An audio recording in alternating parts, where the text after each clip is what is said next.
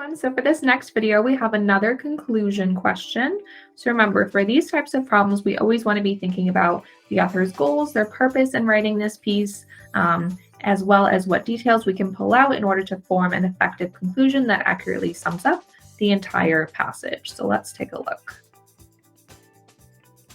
All right, so again, we have our question here of which choice most logically completes the text. So let's see our passage here and what we can pull out of it. So in documents called judicial opinions, judges explain the reasoning behind their legal rulings, and in those explanations, they sometimes cite and discuss historical and contemporary philosophers. Okay, so legal scholar and philosopher Anita L. Allen argues that while judges are naturally inclined to mention philosophers whose views align with their own positions, the strongest judicial opinions consider and rebut potential objections. Therefore, discussing philosophers whose views conflict with judges' views could therefore what? All right, so what did we just read? What can we pull out of here?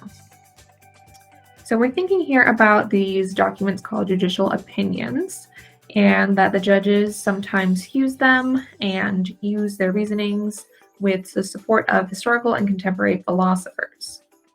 Okay, so it says that Allen argues that while judges are naturally inclined to mention philosophers whose views align with their own positions, okay, so they tend to more so use philosophers who agree with what they're saying, the strongest opinions also consider and rebut potential objections.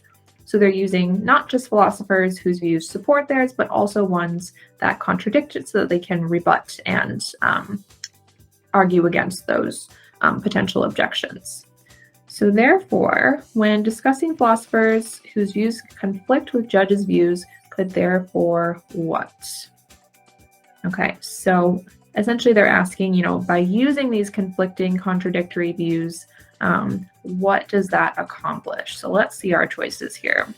So we have A, allow judges to craft judicial opinions without needing to consult philosophical works. So what do we think about this one? So for this one, it's definitely not talking about not consulting philosophical works at all. So we can get rid of A pretty easily. Let's look at B. Help judges improve the arguments they put forward in their judicial opinions. Okay, what about this one?